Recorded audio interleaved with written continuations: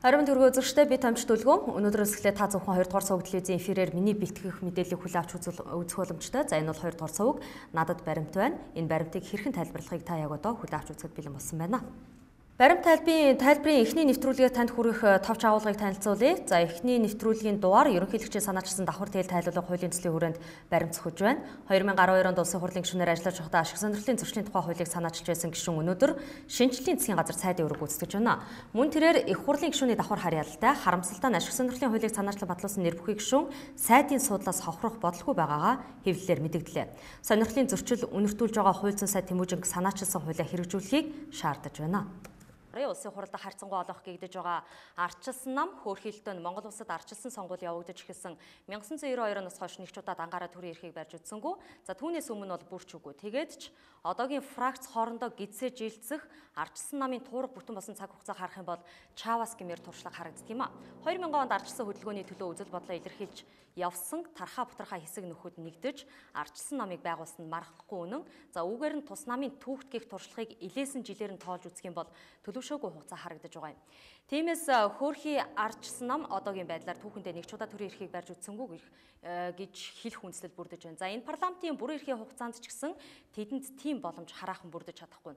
Учир нь хууль тогтоох байгууллагад ардчилсан нам сөрөг хүчний гишүүнийг уруулан барин дөнгөж 35 судалдаа болж чадсан. За энэ бол Монгол улсын үндсэн хуулиар олгогдсон олонхын тоонд хүрэхгүй байгаа юм. Тиймээс тэдэнд дангаараа төр барих эрх зүйн чадамж байхгүй. Харин өнөөдөр ардчилсан нам урьд хождоос ялгарлаа гүйцэтгэх цэцэглийн танхимд шинчиллийн хэмээн шигтгсэн ч шинчиллийн засгийн газар бас л өмнөх эвслийн засгийн газруудын бутралын түүхийг эргэн давтаж байна. Түүх хизээ нэг өдөр давтагддгийн жишээ нь юм. За харин ямар давтамжтайгаар энэ түүх эргэн давтагдаж байгааг хамтдаа анзааръя. Баримт нэг та бүхний харж байгаагаар миний зүүн гар талд харагдаж байна. За 1996-аас 2000 онд 4 засгийн газар байгуулагдсан байдаг. Тухайн үед Ингис сайхны засгийн газрыг эвслийн бодлогыг хэрэгжүүлэхгүй байна гэх үндслээр огцруулж байсан юм. Тэгвэл 1998 оны 4-р сарын 23-ны өдөр Элбэгдөржийн засгийн газарт 8 гишүүн давхар дээлтэйгээр сайдын өрөг гүйцэтгэж байсан байх юм а. 1996-аас 2000 оны хооронд бүрэн эрхээ хэрэгжүүлсэн Монгол Улсын засгийн газар 4 сайдын өрөг үүссэн. За тухайн жилийн хууль тогтоох байгууллагын эрх мэдэлд Монголын үндэсний ардчилсан нам, Монголын социал-демократ намуудын хамтарсан ардчилсан холбоо эвсэл ялалт байгуулсан байсан нь тус холбоо өөрийн засгийн газрыг бүрдүүлэх эрх зүйн боломжийг олгож байлаа.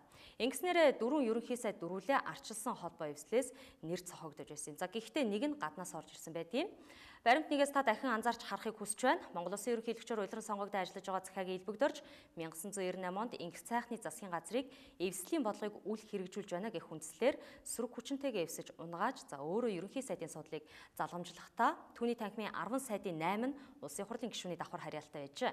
Тэрээр ерөнхий сайд хийхдээ тухайн үеийн засгийн газрын тэргүүдээс хамгийн олон дээлтэй гишүүдээс бүрдсэн танхимыг байгуулсан түүхтэй байх юм. Танхимын 80% давхар дээлтнүүдээс бүрдэж байсан гэсэн үг. Тэгвэл өнөөгийн шинжлэлийн засгийн газрын танхимын давхар дээлтнүүдийн эзлэгчинг хувиар илэрхийлэх юм бол 89% болж байна. За ерөнхий сайд Норвын Алтан хуйг Элбэгдөржийн засгийн газарт хөдөө аж ахуй үйлдвэрийн сайдын үүргийг гүйцэтгэж байсан юм. Тэр үед танхимын 80% нь давхар дээлтэй байсныг тэрээр шинчилж 9%-аар инхүү ахиулжээ. За баримт нэгээс дахиад анзаарч харах юм бол түүхийн давхцал харагд учиртай. Шинжлэлийн засгийн газрын буур энэ удаад 18 жилийн өмнөхтэй адилаар бас л дотроосоо хөндөгдөж эхэлсэн байгаа юм. Тэгвэл өргөжлүүлээд баримт 2-т анхаарлаа хандуулахыг хүсэж байна. 1998 онд улсын хурлын гишүүний эрх зүйн байдлын тухай хуулийг улсын хурлаар баталж байсан байна. За хуулинд ерөнхий сайд улсын хурлын гишүүн байж болно гэсэн заалтыг оруулсан юм. Харин 1996 онд захиагийн Элбэгдөрж Монголын үндэсний ардчилсан намын даргаар ажиллаж байсан түүхтэй юм а. Тэр үед хэрэгжиж байсан улсын хурлын гишүүний эрх зүйн байдлын тухай хуулийн гол агуулгаар дамжуулж сонгуульд ялалт байгуулсан улс төрийн намын дарга ерөнхий сайд байж болно гэх давхар логикийг хуульчилсан гэхэд буруудахгүй. За энэ хууль 2006 оноос хойш хүчинг болсон эрх мэдлийн давхар сонирхлыг хамгаалахын тулд үйлдэгдсэн нэг баримт нь энэ юм. Уг нь ардчилсан холбоо эвслийн анхны сонгуулийн ялалтын дараа байгуулагдсан Ингис сайхны засгийн газар нэгч давхар дээлтэй гишүүнийг байлгаагүйгээрээ түүхэн тэмдэглэгдээ үлдсэн байна. Тэгвэл өргөжлүүлээд мөн баримт 3-т анхаарлаа хандуулахыг хүсэж байна. За үндсэн хуулийн цэц давхар дээлтэй холбоотойгоор нэгэн шийдвэр гаргасан байдаг. Үндсэн хуулийн цэц улсын хурлын хуулийн 22 дугаар зүйлийн нэгдэх заалт Монгол улсын үндсэн хуулийн 29 дугаар зүйлийн 1-р заалтыг зөрчсөн тухай маргааны талаар хянан хэлэлцэж 1996 оны 7 дугаар сарын 17-ны өдөр нэгэн шийдвэр гаргасан байдаг. За энэ нь үндсэн хуулийн цэцийн тухайн өдрийн шийдвэрийн дугаар 6-гаар бичигдүүлсэн байх юм а. Энэ бол баримт тайлбарын өнөөдрийн хамгийн гол баримт гэдгийг тодтогъё. 1996 оны 7 дугаар сарын 17-ны өдрийн үндсэн хуулийн цэцэн шийдвэр хэрхэн яаж бүрхэгдэж орхисон бэ? Эрх мэдлийн давхарцсан сонирхлыг өнөөдөр яагаад эргэн шүүмжлэх болов? За цэцэн тэр үеийн шийдвэрийг өгүүлсэн байгуулагдсан засгийн газрыг давхар дээлийг тайлах хуулийн төслийг санаачлаад байгаа. Монгол Улсын ерөнхийлөгч захиагийн элбэгдөрж тэргүүлж байсан нь илүүтэй сонирхол татаж байгаа юм. Энэ тухай дараагийн хэсгээр ярилцъя. Хар үзэж байгаа үзэгч та бүхэндээ баярлалаа. Эргээд тавтай морил та 2 дугаар согдлын баримт тайлбар нэвтрүүлгийг хүлээн авч үзэж байна. За нэвтрүүлгийн өмнөх хэсгийн төгсгөлд баримт тайлбарын гол баримтыг тодтолоо. За харин одоо энэхүү баримтаа тайлбарлая. Цэцэн шийдвэр 1996 оны 7 дугаар сарын 17-ны өдөр 15 цаг 30 минутад төрийн орны 251 дугаар өрөөнд зөвлөлдсөний үндсэн дээр гарч байсан байх юм. Яг ингэж үндсэн хуулийн цэцэн шийдвэрийн их хувь дээр бичээстэй байна. За цэцэн хуралдаанд маргагч талаас эргэн ламжав, улсын хурлын итгэмжлэгдсэн төлөөлөгчөөр улсын хурлын гишүүн гончигдорж төмөр нар байлцжээ. Эргэн ламжав цэцэд 1996 оны 7 дугаар сарын 8-ны өдөр өргөдөл гаргасан байгаа юм. За тэр Монгол улсын их хурлын тухай хуулийн 22 дугаар зүйлийн нэгэд улсын хурлын гишүүн, засгийн газрын гишүүнээр томилогдвол гишүүнийхээ бүрэн эрхийг хэвээр хадгална. За засгийн газрын бүрэлдэхүүнд байх улсын хурлын гишүүний тоо засгийн газрын нийт гишүүний 3/1-ээс хэтэрч болохгүй гэсэн заалт нь үндсэн хуулийн 29-ийн их хурлын гишүүн хуулиар тогтоосон үүрэгт үл хамаарах бусад ажил албан тушаал хавсарч болохгүй гэсэн заалтыг зөвшөөрж байна гэж үзсэн байдгийг. Харамсалтай нь өнөөхөл эрх мэдлийн давхар сонирхлын гайгаар үндсэн хуулийн мөн хэсгийг өөрчилсөн байгаа юм. Баримт дөрөвт анхаарлаа хандуулахыг хүсье. За миний зүүн гартал та бүхэнд баримт дөрвийг танилцуулж байна. 2000 оны 12 дугаар сарын 14-ний өдөр гарсан нэгэн шийдвэрийг баримт дөрвөөр та бүхэнд тодтож харуулж байгаа юм. За Монгол Улсын үндсэн хуульд нэмэлт өөрчлөлт оруулсан байдгийн тэр өдөр ингэснээрээ Монгол Улсын үндсэн хуулийн 29-ийн 1-д улсын хурлын гишүүн бүрийн эрхийнхээ хугацаанд улсын төлөлд төсвөөс цалин авна. За улсын хурлын гишүүнд ерөнхий сайд засгийн газрын гишүүнээс бусад хуулиар тогтоосон үүрэгт нь үл хамаарах ажил албан тушаал хавсарч болохгүй гэдэг гол өөрчлөлтийг оруулсан байх юм а. За баримтуудаас нэг л дүгнэлт бууж байгаа юм. Хэрвээ хүсэх юм бол хууль тогтоох дээд байгууллага өөрсдийн ашиг сонирхлыг хадгаж үлдэхийн тулд эцэг хуулийг ч өөрчилж болно. За эцэг хуулийн хэрэгжилтийг хянах үүрэгтэй бие даасан хараат бус гэгддэгч үндсэн хуулийн цэцэн үйл ажиллагаа эсрэгээрээ байж болдгийн жишээг энд нотолцож байгаа юм. Эрх мэдлийн давхар сонирхлоо хадгалах хуулийн өөрчлөлтийг дахин 1998 онд одоогийн ерөнхийлөгч элбэгдөрж их хурлаар батлуулж чадсан бол 2000 онд яг ийм үйлчлэгийг өнөөгийн Монгол Ардын Явсалт намын дарга Намрын энхүүээр гаргасан байгаа нь бүрч хачирхалтай. 1998 оны 1-р сард улсын хурлын гишүүний эргэцэн байдлын тухай хуулийг батлуулахад Намрын энхүүрийн оролцоо их. За тэр ерөнхийлөгчөөр багванд томилогдсны дараа их хуралд гарсан эзэнгүй суудлыг бүглэх гэж 1997 оноос завхнаас нөхөн сонгогдож их хуралд орж ирсэн байт юм а. Орж ирэнгүүтээ засгийн газрыг огцруулах сэдлийг өдөөж энэ төрхрөлтийг тухайн үед дөнгөж 34 настай байсан элбэгдөрж тосч авсан байгаа юм. Элбэгдөржийг хүлд жороогүй шахан байхад Намрын энхүүр хорвоотой танилцаж байсан ялгаа энд гарч байна. Гисгээгдэх хүнээр гим хийлэгдэе гэсэн бичигдээгүй теоремыг энхүүр маш овчноор ашиглаж өөрийнхөө сонирхлыг хадгалахын тулд элбэгдөржөөр бүх гүйцэтгэлийг хийлгсэн баг юм. За тэр сонгуульд ялалт байгуулсан намын дарга ерөнхий сайд байж болно гэх гаргалгаа гаргаж үүгээрээ 1996 оны парламентод Монголын үндэсний ардчилсан намын дарга улсын хурлын мас дундах жир нэгэн гишүүнээс хэтрэхгүй байр суурьтай явсан элбэгдөржийн доторх эрх мэдлийн шунлыг өдөөж орхисон байна. Ингэж л холбогдох хуулиудад дээрх санааг суулгаж өгсөн байна. За ардчилсан холбоо эвсэл давуу эрхтэй байсан 1996-аас 2000 оны парламентод Намрын энхүүр улсын хурал дахь тухайн үеийн Монгол Ардын Явсалт намын бүлгийн даргаар 1997-аас 2000 онуудад ажилласан байдгийг. Нэг үгээр хэлэх юм бол Намрын энхүүр хууль тогтоох байгууллагаар дамжуулж эрх мэдлийн дархлааг хөдлөшгүй болгох хэргийн гэрч хийгээд захиалагчд байсныг баримтууд нотолж байна. Үндсэн хуулийн цэц 1996 онд улсын хурлын гишүүн нь давхар засгийн газрын гишүүний үүрэг хаших нь үндсэн хууль зөрчсөн гэх шийдвэрийг гаргаж байсан бол эргээд 1998 онд өмнөхөө үгүйсгэсэн шийдвэрийг гаргаснаар энэ бүх бодлоо хуулийн дагуу болж харагдсан байгаа юм. За тэгвэл цэцэн гишүүдийг ерөнхийлөгч их хурал үндсэн улсын дээд шүүхээс санал оруулснаар томилдог хуулийн зохицуулалтаа за томилгоо шууд утгаараа улс төрөөс хит хамааралтай байгааг тэртээх 18 жилийн өмнөх үйл явц ч гэсэн батлан харуулж байна. Эрх баригчид өнөөдөр ч энэ шүүмжлэлийг засч амжаагүй хэрэлцээр сугаа юм а. Хамтаа уулзагч та бүхэндээ дахин талархлаа илэрхийлье. За баримт тайлбар нэвтрүүлгийг яг одоо та 2 дугаар суугийн эфирээр сонгож үзэж байна. Маргааш улсын хурлын чуулганы нэгдсэн хуралдаантай хуралдаанаар гол хилцэх асуудлын жагсаалтад давхар дээлийг тайлах хуулийн төсөл багтаж байна. За хэдийгээр их хурал суудалтаа улс төрийн намууд завсарлага аваад байсан ч энэ хугацаа дуусч хүссэн ч эс хүссэн ч хуулийн төслийг хилцгээс өөр сонголт маргааш үлдээгүй. Элбэгдөржийн засгийн газар сонгуульд эвсэж орсон 2 намын төлөөлөөс бүрдэж байсан бол энэ удаад шинжлэлийн засгийн газрын танхим парламентод суудалтаа улс төрийн 4 намаас бүрдэж байгаа юм. Эвслийн хүч сарних магадлал мөн хувиар нэмэгдсэн гэж шинжлэлийн засгийн газрын танхимыг харж болох талтай. Хэдэнтэй өмнөх мэдээллүүдээр тодтолж байснаа дахин хэлхийг хүсэж байна. За Алт уугийг гэрээ барихдаа анханасаа буйраа буруу сонгож баталгаар Эвслийн засгийн газар байгуулах ажлын хэсгийг ахлуулсан. Хэдийгээр шударгаас Эвслийн бүлэг иргэний зориг ногоо намтай засгийн газарт хамтарч ажиллахаар гэрээ байгуулсан. За энэ гэрээ хөдлөшгүй байх болно гэдэг үгийг тухайн үед ардчилсан намын зүгээс хэлж байсан ч эрх мэдлийн өрсөлдөөнд бүгдийг үнэн байлгах албагүй гэдгийг дахин баталчихлаа. Нэгэнтээ энэ нь батлагдчихад байгаа цагт ерөнхий сайд өөрийгөө гинэн матер гэж хожимдсан гэмшил болох байхаа. Анхны Эвслийн засгийн газар дотроосоо хэрхэн үүснэгийг 18 жилийн дараах түүхээр давтаж байна. 2012 оны их хурлын сонгуульд бусад судалтай намуудаас хамгийн олон суудлыг ардчилсан нам авч олуулаа боллоо гэж сайрхаж байсан. За гэтэл хүзрийн 1-2 дугаар хүнийг тамхтай нь хамт атгаадч Эвслийн засгийн газар тогтвортой ажиллаж чадаагүй туршлагыг халж чадсангүй. Тиймээс Алтан хуйгийн танхимд шинжилэл гэх гоё нэр зохимжгүй болж ирж байна. Хэрвээ эрх мэдэлд шуналтаж унаж байсан өмнөх алдаагаа засч чадахгүй байсан бол шинжилэл гэж үзэхэд эргэлзээтэй ойлголт төрж гэж байгаа юм. За харамсалтай нь түүх дахиад л давтагдаж эхэллээ. Энэ удаад шинжлэлийн засгийн газрыг огцруулах бутарлын гүйцэтгэгч нь элбэгдэрж болж байна. Тэр засгийн газрын тухай хуулинд өөрчлөлт оруулах замаар улсын хурал засгийн газрын гишүүний давхар харьяалыг халах гэж хичээж эхэллээ.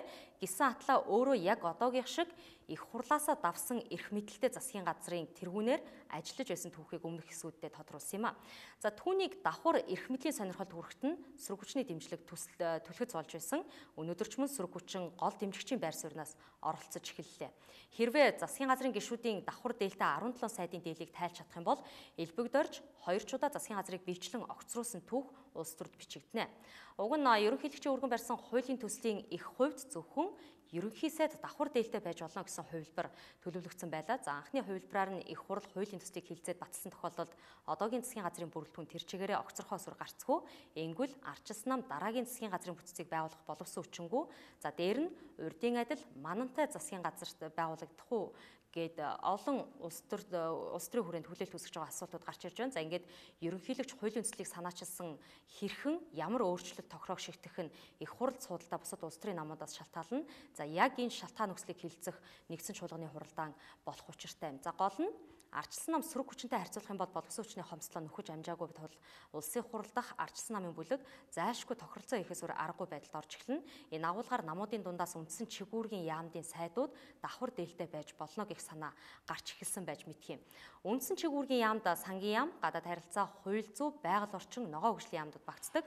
Эндээс сүүлийн өдрүүдэд огцрохгүй гэж шуугиан тарьж байгаа хууль зүйн сайд Тэмүүжингийн байр сууриар бусад давхар дээлтэй 17 гишүүний байр суурийг харж жишээлх гээд үзье. За өрнөж байгаа үйл явцуудаас үзэгч таныг бас нэг зөрчлийг олж хараасаа гэж хүсэж байгаа юм. Тодорхой тайлбарлах юм бол ерөнхийлөгч эрх мэдлийн давхарлыг тайлахыг хүсэж байтал хууль зүйн сайд Тэмүүжин давхар дээлээ тайлахгүйгээ мэдэгдчихлээ.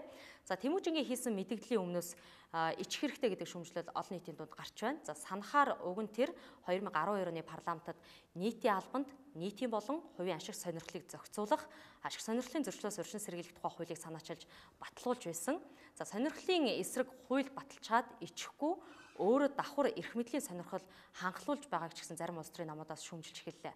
Хуулийн үйлчлэлд хамаарах этгээдэд төрийн улс төрийн албан тушаалт нь хамрагдана гэж ашиг сонирхлын зөрчлийн тухай хууль нь заасан байгаа юм. Үүгээр Тэмүүжин сайдын өөрийн тань батлуулснаар нэн даруй засгийн газрын гишүүнээсээ огцрох ёстой юм шиг ойлголт төрчихөж байна. Хэдийгээр засгийн газрын тухай хуулиар Тэмүүжин хууль зүйн сайд байх эрх нь одоогоор хүчин төгс байгаа ч гэсэн сайн ярих юм бол ашиг сонирхлын зөрчлийн хууль засгийн газрын тухай хуулиуд хоорондоо үл авцалдаж байгаа юм. Ашиг сонирхлын хуулиар хуулийн үйлчлэл төрийн улс төрийн албан тушаалтан хамрагдана. За тэгвэл Тэмүүжин их хурлын гишүүнээр сонгогдсон төрийн албан тушаалтан муу юм. Үндсэн хуулинд улсын хурлыг Монгол улсын төрийн эрх барих дээд байгууллага гэж хуульчилсан. Энэ заалтаар авч үзэх юм бол улсын хурлын гишүүн нь төрийн албан тушаалтанд тооцогдох ёстой гэдэг үндсэн дээрээс Тэмүүжин сайдад хамаарагдах улсын хурлын албан тушаалыг дээрхээр тайлбарлалаа. Харин засгийн газрын гишүүн бол цэвэр улс төрийн албан тушаалтан байдаг. Засгийн газрыг улсын хурлын сонгуульд ялалт байгуулсан намын дарга бүрдүүлэх хэрэгтэй байдаг шиг засгийн газрын мөрийн хөтөлбөрч цэвэр улс төрийн намын мөрийн хөтөлбөрөөс шууд хамааралтай байдаг юм. За харин хэрэгжүүлэгч нь улс төрийн албан тушаалтан болох салбар хариуцсан сайд нарын томилгоо юм а. Тиймээс ашиг сонирхлын хуулиар тэмүүжин гишүүн байх, засгийн газрын гишүүн байх статус нь хамрагдаж байна. За та өөрөөсөө эхэлж хуулиа хэрэгжүүлэхийг би танаас хүсье. Бусад сайдны хувьд ч гэсэн ялгаагүй яг ийм сонирхол үнэртэж байгаа юм. Гэхдээ тэдний чухам хідэн давхар дээлээ тайлахгүй гээд тэмүүжин шиг мэдэгдэхийг хэлж мэдэхгүй байна. За сонирхлын зөрчлийн хуулийн 22-т Монгол Улсын ерөнхийлөгч, Монгол Улсын их хурлын гишүүн, ерөнхий сайд, засгийн газрын гишүүн мөн дэд сайдуудыг тэдгээртээ хамаарал бүхий этгээд нээлттэй тендер шалгаруулалтаар шийдвэрснээс бусад тохиолдолд төвийн болон орон нутгийн хэрэгцээнд бараа ажил үйлчлэгээ худалдаа авагч, за мөн төрийн санхүүгийн нөөц бүрдүүлэгч, төрөөс баталгаа гаргасан зээл хүртэгч, аж ахуй нэгжийн хувь хөрөнгө эзэмшигч, хамтрагч, эсвэл эдгээрийг биелүүлж байгаа хуваар аж ахуй эрхлэгч байж болохгүй гэж заачжээ. Хэрвээ энэ заалт хэрэгжиж байгаа бол эдийн засгийн хөгжлийн сайд Батбаяр сайд байх эрх байхгүй байгаа юм. За давхар дээлтэй байх эрх байхгүй гэсэн үг. За эдийн засгийн хөгжлийн яам гудамж төслийн гүйцэтгэгчийг сонгон шалгаруулах нээлттэй тендер зарлаагүй. Тиймээс нээлттэй тендер шалгаруулалтаар шийдвэрснээс бусад тохиолдолд гудамж төслийн гүйцэтгэгчийг ажлын байраар хангасан буруутан нь салбар хариуцсан сайд нь болж таарна. Тиймээс эдийн засгийн хөгжлийн сайд ч гэсэн огцрох ёстой болж байна. За хуулиас цааш сөхөж харах юм бол хуулийн 22-т давхар дээлтнүүдтэй холбоотой нэгэн заалт тусгагдсан байсан юм а. Улсын хурлын гишүүн, засгийн газрын гишүүний албан үүргийг хавсран гүйцэтгэж байгаа бол засгийн газрын гишүүний цалин авна гэж ашиг сонирхлын зөрчлийн тухай хуулинд заасан байна. Улсын хурлын гишүүний цалинг давхар авна гэсэн утга хуулийн энэ хэсэгт гараагүй гэж ойлгож болох юм. Тиймээс давхар дээлтэй засгийн газрын 17 гишүүн зөвхөн засгийн газрын гишүүнийхээ цалинг авах ёстой. Харин энэ заалтыг шинжлэлийн засгийн газрын 19 сайдын 17 нь зөрчиж байж мэдэх талтай. Тэд бүгдээрээ давхар цалин авч байж мэдх юм. За хэрвээ ийм бол 17 сайдад эрх мэдлийн давхар сонирхлоос гадна эдийн засгийн сонирхол агуулгадж байна. Тэгвэл ингэж таамаглалаа гэд маргаашийн чуулганы нэгдсэн хуралдаан дээр их хурлын гишүүнийхээ цалинг авдаггүй штэ гэх мэтээр гүлээж за намайг хүн гүтгэлээ гэж мэлзэж эхэлэх юм бол засгийн газрын гишүүний албан тушаал бол улс төрийн албан тушаал гэдгийг дахин сануулахыг хүсэж байна. За гэтэл давхар дээлтнүүд ард түмний сонголтоор төрийн эрх барих дээд байгууллагад судалдаа болж төрийн албан тушаалтан болсон үндсэн үүргэнд төрийн албан тушаалтан атал эдийн засгийн сонирхлоор засгийн газрын гишүүний үүргийг гүйцэтгэж байгаа нь ашиг сонирхлын зөрчлийн тухай хуулийг зөрчиж байгаа үйлдэл болж байна. Их хурлаас баталсан хуулийг хэрэгжүүлэхгүй байх том толгой шинжлэлийн засгийн газрын танхимд давхар дээлтнүүдээр дамжиж дархлагдж байна. За тиймээс хуулиа хэрэгжүүлдэггүй засгийн газрыг огцруулах хэрэгтэй. Огцруулахын тулд давхар дээлийг тайлах хуулийг улсын хурал батлах шаардлагатай байна. Догшин утаг Данзан Аравжагийн ичиг шүлгийн нэг мөрийг давхар дээлтнүүдэд төдийгүй бусад улс төрийн түвшээдэд ч гэсэн зориулж хэлье. За төрийг цуугуулагч түшмэд ичиг гэж шүлгэлсэн би. Цуугуулах гэж утга нь цуу яриагийн хүнсээс бүтэж байгаа тул төрд элдв цуу шуугаан дэгдэхсэд ичих хэрэгтэй, за ичиж амьдрах хэрэгтэй гэж тэрээр шүлгэлжээ. Даанч ичих булчирхаагаа гээгсэд төрд ажиллаж байгаа нь эдгээр өдрүүдийн хар услыг дагуулж байна. Баримт тайлбарын хамгийн ихний дугаарыг 20 дугаар суугд телевизийн эфирээр хүлээн авч үзсэн үзэгч та бүхэндээ баярлалаа. Маргааш улсын хурлын нэгдсэн чуулганы хуралдаантай. За чуулганы хуралдаан дээр давхар дээлийг тайлах хуулийн төслийн хилцүүлэг хэрхэн өрнөх вэ? Тэр үед эргээд баримт тайлбарын шинэ дугаараар уулзах болно. Анхаарал хандуулсанд баярлалаа. Студид Дүлгөө ажиллалаа.